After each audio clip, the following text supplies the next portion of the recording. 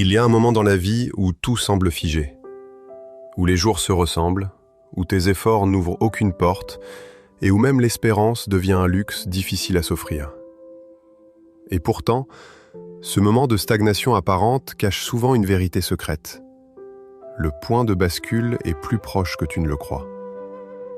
Car le plus grand retournement de situation ne commence jamais dans le tumulte, il commence dans le silence. Quand l'âme est au bord du renoncement et que l'invisible commence à murmurer. Tu ne regardes pas cette vidéo par hasard. Tu es ici parce que quelque chose en toi est déjà en train de se réajuster. Le regard que tu portes sur ta vie va changer. L'interprétation que tu donnes à ton passé va se retourner. Et ce que tu croyais être une impasse était en réalité un seuil. Si tu te sens perdu, abandonné ou invisible, sache ceci. Le mécanisme du retour est déjà enclenché. Tu vas comprendre pourquoi. Mais d'abord, écris en commentaire cette phrase. Je suis prêt à renaître là où tout le monde m'a enterré.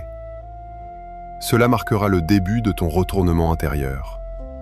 Abonne-toi maintenant, reste jusqu'au bout, car à la fin de cette vidéo, tu découvriras une révélation silencieuse, celle que Carl Jung avait déjà pressentie, mais que peu ont osé regarder en face. Ce n'est pas la fin, c'est un commencement que tu ne reconnais pas encore. Carl Jung, père de la psychologie analytique, a traversé plus d'une nuit obscure de l'âme. Ce que peu savent, c'est que son propre retournement de situation n'a pas commencé dans la lumière, mais dans l'effondrement intérieur. Exclu, rejeté, abandonné par ses pairs après sa rupture avec Freud, Jung s'est retiré du monde pendant plusieurs années. C'est là, dans le silence, qu'il a touché une vérité fondamentale. L'inconscient n'est pas un ennemi, mais un allié qui prépare notre renaissance. Il a découvert que chaque être humain traverse des cycles de mort symboliques pour renaître plus aligné. Mais cette connaissance, trop dérangeante, a été mise de côté par une époque qui glorifie la réussite visible. Pourtant, en chacun de nous, un archétype du retour est gravé. Un mouvement profond, oublié, que l'homme moderne refuse d'écouter. Ce que tu t'apprêtes à entendre n'est pas une leçon. C'est un rappel de ce que ton âme sait déjà. Il existe en toi des forces que tu n'as jamais identifiées. Elles ne brillent pas, elles ne crient pas. Elles avancent dans l'ombre, discrètes mais constantes, et façonnent ton avenir quand tout semble te renier. Ces forces souterraines sont les véritables racines de ta résilience. Tu crois tomber ? Tu es en train de t'enraciner. Voici 5 d'entre elles. La première force souterraine de la résilience, c'est la capacité de rester debout intérieurement quand tout en toi voudrait fuir. Tu peux être couché sur un lit, paralysé par la peur, vidé de ton courage. Mais une part de toi refuse encore de céder. Ce n'est pas de la force musculaire, ce n'est pas de la volonté consciente. C'est une pulsation primitive, profonde, qui dit « Je n'ai pas fini ».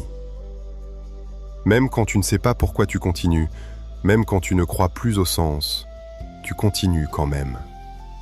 Et ce « quand même » est ton acte de puissance. Jung appelait cela le self, une entité intérieure plus vaste que ton moi conscient qui veille en silence. Chaque fois que tu es resté vivant au bord de la rupture, c'est ce noyau qui t'a porté. Tu ne le contrôles pas, tu ne le commandes pas, mais il est là, intact, même après le chaos. C'est lui qui fait que certains ne sombrent jamais totalement, même dans la nuit. Alors, si tu as survécu jusqu'ici, ce n'est pas un hasard. C'est la preuve que ta résilience a déjà commencé, même sans ton consentement. La deuxième force souterraine de la résilience, c'est la mémoire enfouie des renaissances passées. Même si tu ne t'en souviens pas consciemment, ton corps, ton cœur et ton esprit ont enregistré chaque retour après chaque chute. Ce n'est pas visible dans ton agenda, ni noté dans tes journaux, mais c'est inscrit dans ta psyché. Ton système intérieur se souvient des nuits que tu as traversées, des blessures que tu as contenues, des décisions que tu as prises dans l'ombre.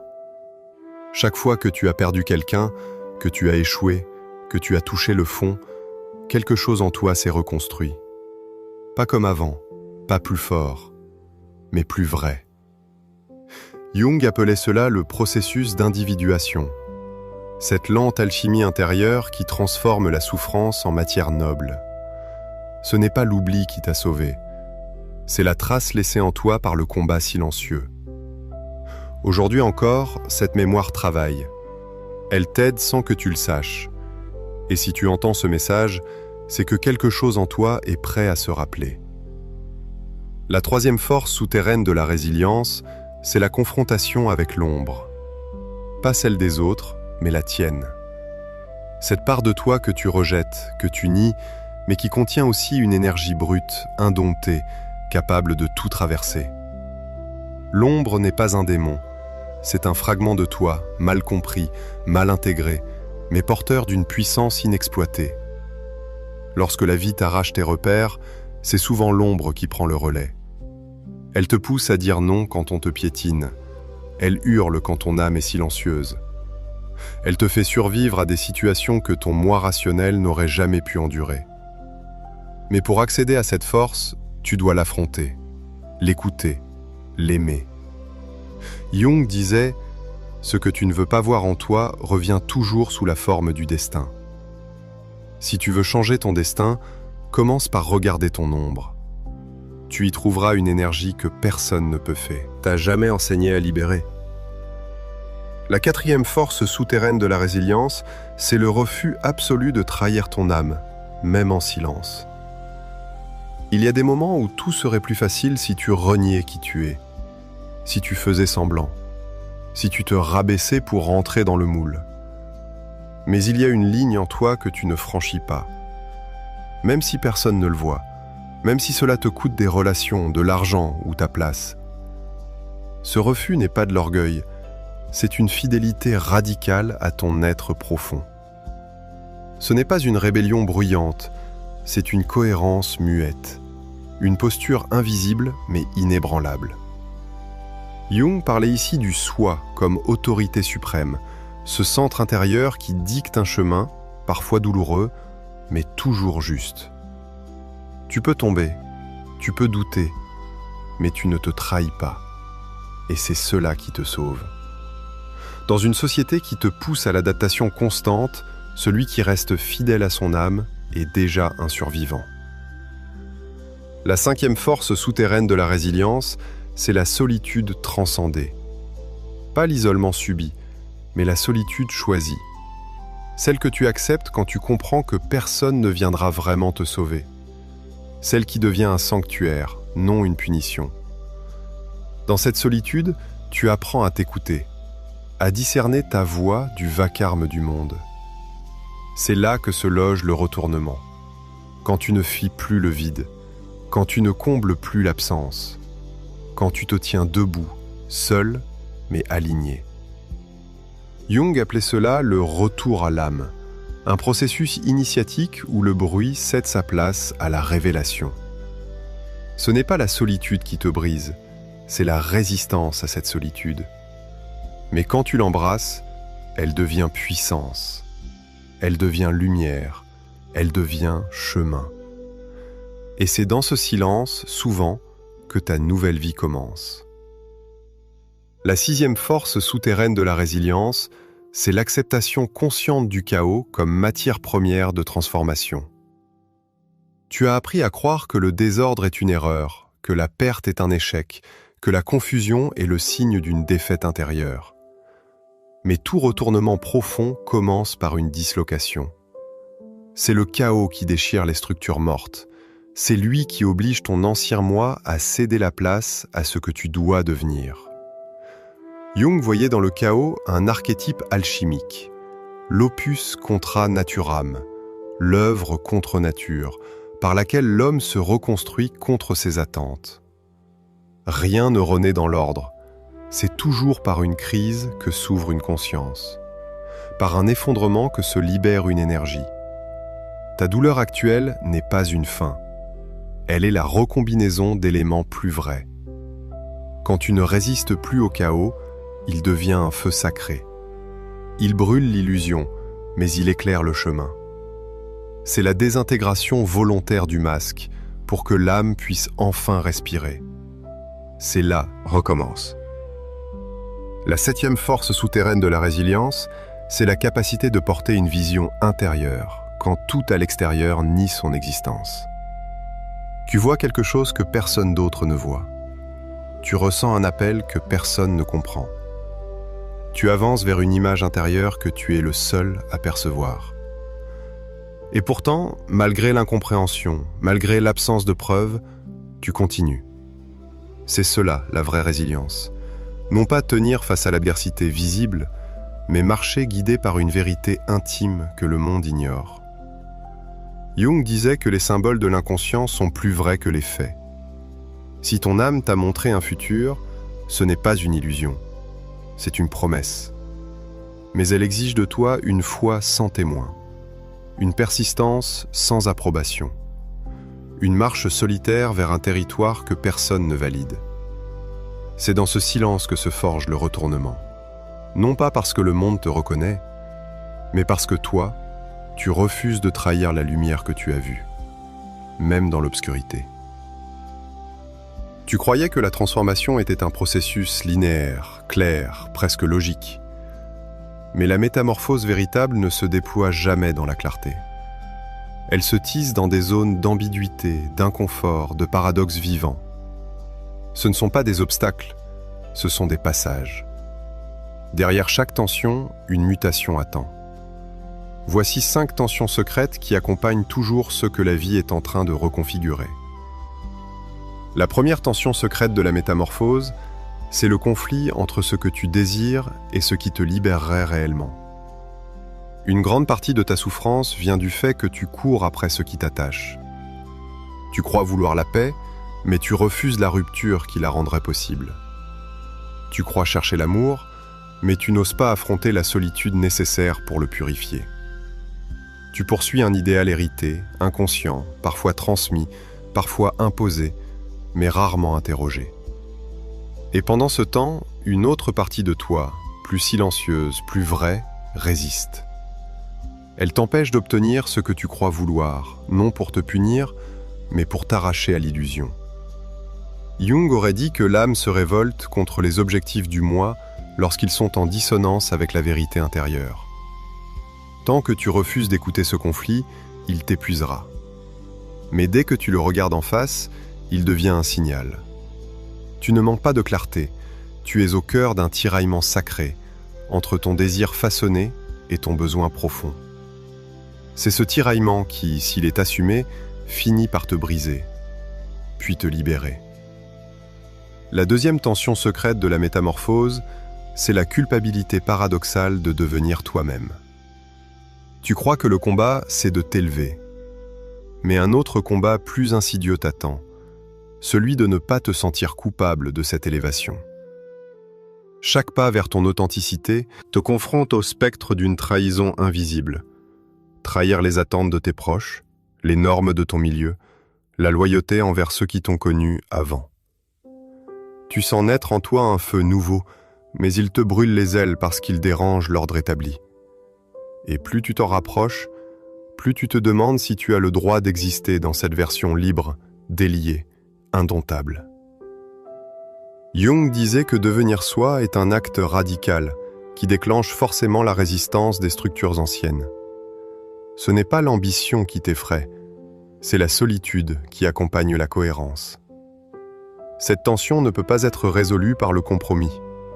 Elle se traverse dans la fidélité à ton axe, même si cela signifie perdre des regards, des amitiés, des appartenances. Ce n'est pas toi qui abandonnes les autres, c'est ta lumière qui révèle les liens fondés sur l'oubli de soi.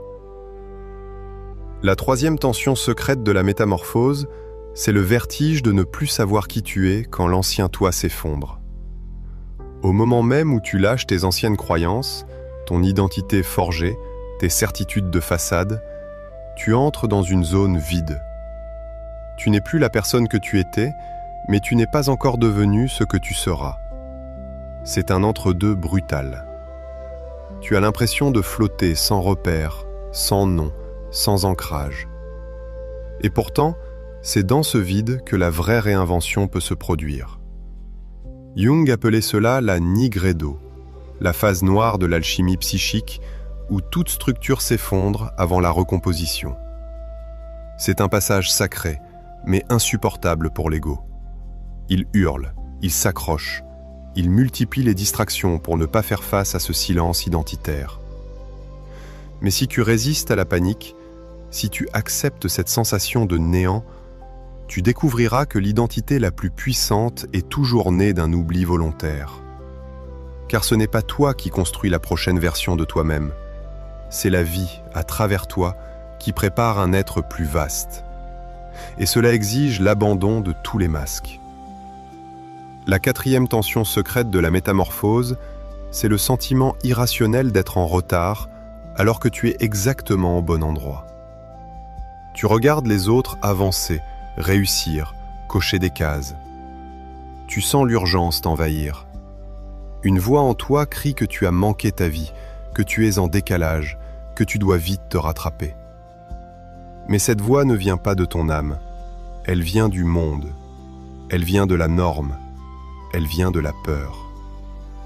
Jung disait que chaque transformation authentique suit un rythme propre, une horloge intérieure qui n'obéit à aucune logique sociale. Le fait que tu sois encore en train de chercher, de tomber, de douter, ne signifie pas que tu es perdu. Cela signifie que tu refuses de te trahir pour rattraper une course qui n'est pas la tienne. Le retard n'est qu'une illusion créée par la comparaison. La vérité, c'est que chaque crise que tu traverses est un rendez-vous exact avec ce que tu dois devenir. Et plus tu t'alignes avec ton propre rythme, plus l'univers conspire pour t'y amener au bon moment.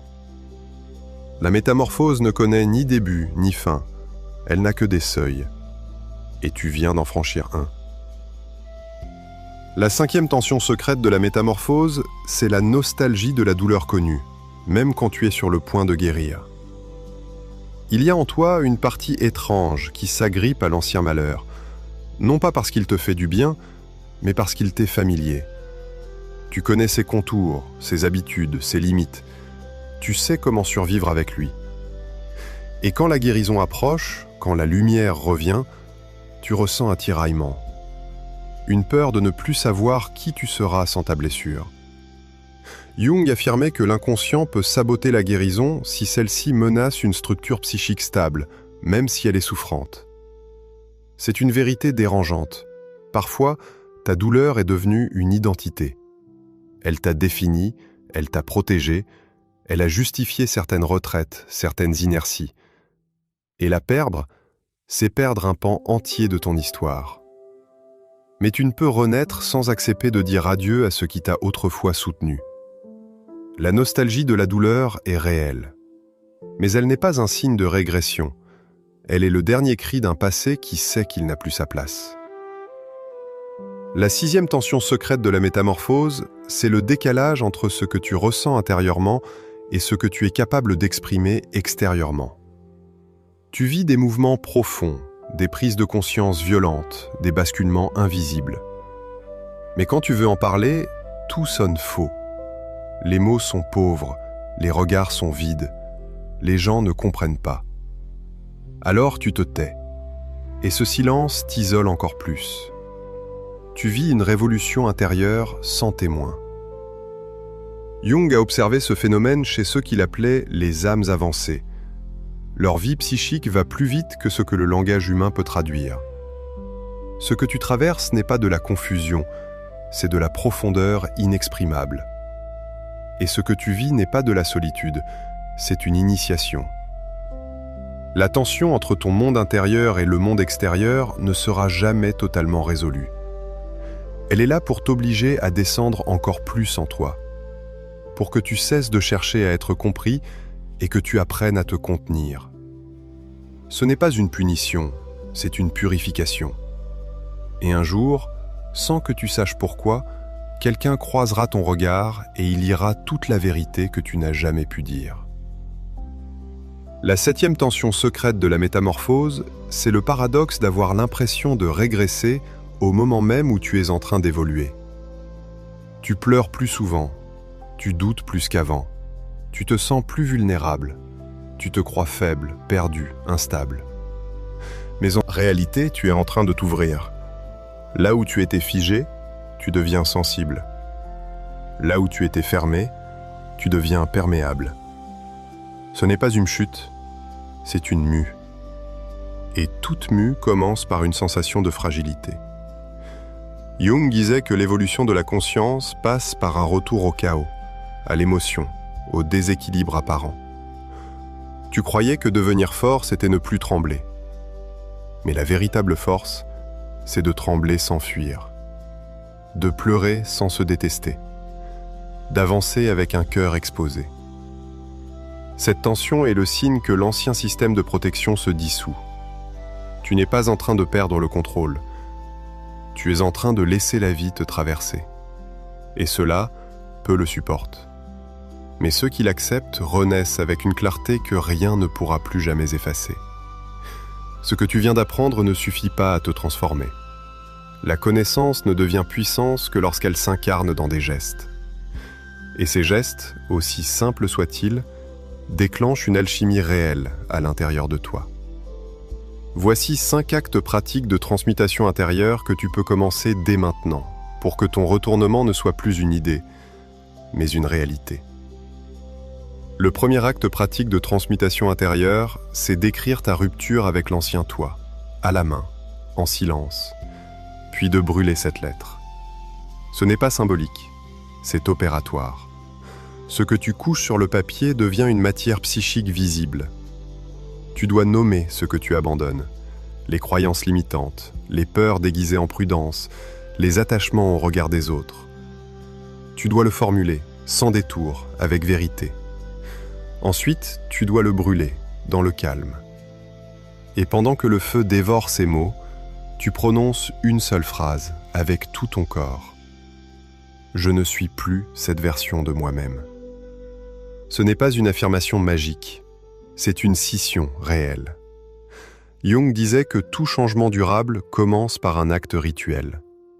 Ce que tu fais ici, c'est initier une désidentification. Tu cesses d'être l'ancien personnage, tu ouvres une brèche. Et dans cette brèche, une nouvelle posture peut naître. Ce simple geste, s'il est fait avec intensité, agit comme une décision incarnée. Il ne s'agit pas d'oublier ce que tu as été, mais de lui dire adieu sans retour. Le feu ne te transforme pas. Il confirme que tu es prêt à laisser ce qui doit mourir, mourir. Le deuxième acte pratique de transmutation intérieure, c'est d'instaurer un moment chaque jour où tu ne fais rien, absolument rien, sauf t'asseoir avec ce que tu ressens. Pas de distraction, pas de téléphone, pas de lecture. Juste toi, en présence de toi. Tu crois que ce n'est pas grand-chose, mais c'est là que la métamorphose commence. Jung affirmait que l'inconscient ne se révèle que dans les états de vide. Lorsque tu crées cet espace nu, sans intention, sans obligation, les tensions cachées remontent. Tu sens les crispations. Tu entends les voix intérieures. Tu ressens les nœuds que tu ignores habituellement. Et ce n'est pas confortable. Mais c'est vivant. C'est brut. Et peu à peu, si tu ne t'enfuis pas, tu apprends à habiter ce territoire, à écouter sans juger, à accueillir sans fuir. Ce rituel quotidien, aussi court soit-il, devient un miroir. Il ne t'offre pas de solution, il t'oblige à rester face à ce que tu es. Et cette fidélité à toi-même, dans le silence, est un acte radical. Tu te choisis. Tu ne te corriges pas. Tu te regardes. Et c'est cette lucidité nue qui fait trembler les anciennes identités jusqu'à ce qu'elles cèdent. Le troisième acte pratique de transmutation intérieure, c'est de créer une phrase refuge, forgée par toi seul, qui résume ta vérité actuelle, et de la murmurer chaque soir avant de t'endormir. Elle ne doit pas venir d'un livre, ni d'un coach, ni d'une citation. Elle doit naître de ton expérience. Tu prends une feuille, tu écris 10 phrases qui résonnent. Tu coupes, tu affines, tu cherches le noyau. Et quand tu l'as trouvée, tu la prends par cœur. Tu ne la déclames pas, tu ne la postes pas sur les réseaux, tu la gardes en toi, comme un mot sacré. Tu la répètes dans le noir quand la journée se termine. Pas pour t'endormir rassuré, mais pour enraciner cette vibration au plus profond de toi. Jung disait que les mots possèdent une énergie archétypale. Une phrase juste agit comme une clé. Elle réouvre une porte oubliée. Et si tu choisis la bonne, elle se dépose dans ton inconscient. Tu ne verras pas les effets immédiatement, mais elle deviendra un fil, un souffle, une direction. Cette phrase, si elle est vraie, t'appartiendra plus que ton nom. Et chaque soir, elle te rappellera qui tu es, même quand tout autour cherche à te faire l'oublier. Le 4e acte pratique de transmutation intérieure, c'est de revisiter volontairement un souvenir douloureux, mais avec un regard nouveau. Non plus pour le revivre, mais pour le relire depuis la personne que tu es devenue. Tu choisis un moment, un échec, une trahison, une perte, et tu t'assieds avec. Tu ne le combats pas, tu ne l'interprètes pas, tu l'écoutes. Puis tu demandes, si ce souvenir était une initiation, qu'aurait-il essayé de m'enseigner ? Cette question n'efface pas la douleur, elle ne la minimise pas, mais elle la transmute. Jung considérait que chaque blessure non intégrée devient un fragment d'ombre qui sabote ton présent. Mais si tu retournes vers elle, avec maturité, avec recul, alors elle se transforme en ressource. Ce n'est plus une cicatrice, c'est une trace de ta traversée. Tu ne nies pas ce que tu as vécu, mais tu choisis d'y inscrire un autre sens. Et ce sens devient pouvoir. Tu redeviens l'auteur, pas de ce qui t'est arrivé, mais de ce que tu en fais. C'est ainsi que tu cesses d'être une victime de ton histoire. Tu deviens son réécrivain silencieux. Le 5e acte pratique de transmutation intérieure, c'est de supprimer un à un les objets, les habitudes ou les présences qui appartiennent à l'ancien toi et qui t'empêchent de muter. Ce n'est pas symbolique, c'est stratégique. Chaque chose dans ton espace est une encre psychique. Ce vêtement que tu ne portes plus, mais que tu gardes au cas où. Ce contact que tu ne bloques pas, mais que tu ne respectes plus. Ce lieu où tu continues d'aller, même s'il t'abaisse. Tous ces éléments t'attachent à une version de toi qui est en train de mourir. Tu veux changer ? Commence par ton environnement. Jung insistait sur le rôle du cadre. L'inconscient s'adapte à ce qui l'entoure.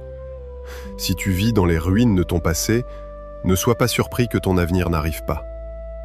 Tu n'as pas besoin d'une révolution, tu as besoin d'un nettoyage sacré, un tri conscient, une libération des traces mortes. Et plus tu coupes, plus tu respires.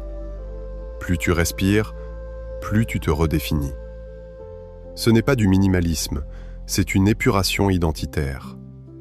Tu ne fais pas de la place pour le vide, tu fais de la place pour la version de toi que tu es enfin prêt à rencontrer.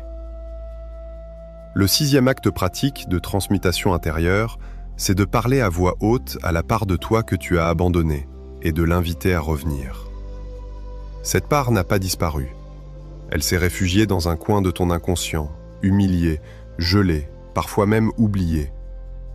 C'est le toi joyeux, curieux, naïf, sauvage, créatif, que la vie a blessé, que le monde a étouffé, que tu as relégué au second plan pour survivre.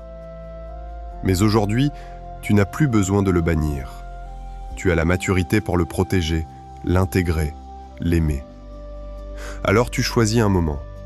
Tu fermes les yeux et tu parles. Tu t'adresses à lui comme à un enfant abandonné. Tu lui dis « Je suis désolé, j'ai fait ce que j'ai pu. Reviens. » Tu peux pleurer, tu peux trembler, mais ne retiens rien. Car cette parole est une invitation, et l'invitation est un pont. Jung appelait cette partie le puer aeternus, l'enfant éternel, porteur d'intuition, de feu, de mystère. Il ne disparaît jamais, mais il attend que tu sois assez fort pour l'accueillir sans qu'il prenne le pouvoir. Ce rituel n'est pas de la thérapie, c'est un retour. Et ce retour est le début d'un équilibre, entre le toi d'avant et celui qui, aujourd'hui, peut enfin marcher à ses côtés sans honte. Le 7e acte pratique de transmutation intérieure, c'est de prononcer chaque matin une question qui ne demande pas de réponse, mais qui te garde ouvert au retournement. Elle peut être simple. Et si aujourd'hui, quelque chose d'invisible se mettait en place pour moi? Ou plus profonde, suis-je prêt à recevoir ce que je n'attends plus? Cette question n'est pas une affirmation positive, ce n'est pas un mantra. C'est une brèche. Elle ne cherche pas à te rassurer, elle cherche à t'ouvrir.